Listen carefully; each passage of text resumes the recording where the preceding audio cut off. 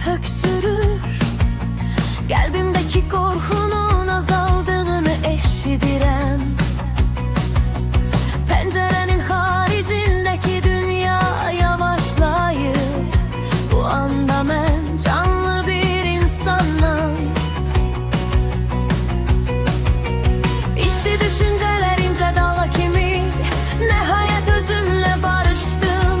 Her söz yüksekte uçur, her şeyde yalnız saflık görürəm. İçimdeki ışık, içimdeki ışık, koy mehribanlık zirehten güçlü olsun Tanrım. Yüreğimdeki sevgini sakla. İçimdeki ışık, içimdeki ışık.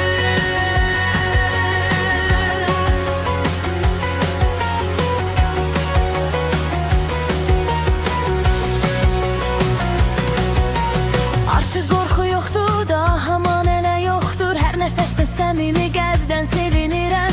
Sadece bu dinkliyə görə təşəkkür edirəm.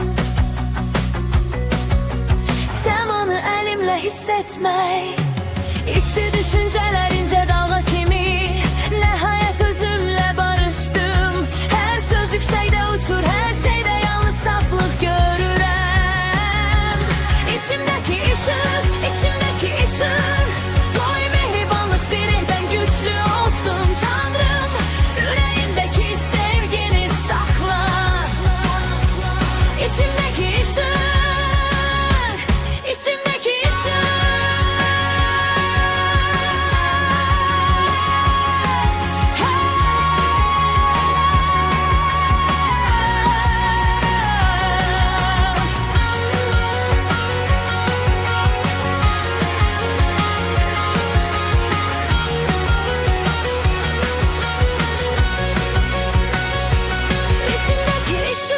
İçimdeki ışık, koy xeyirxahlık zirehdən güçlü olsun Tanrım.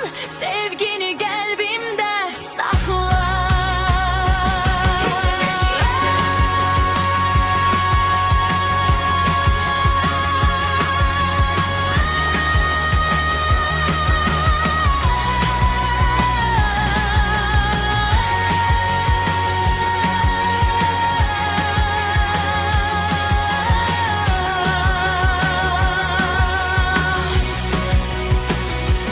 İçimdeki ışık,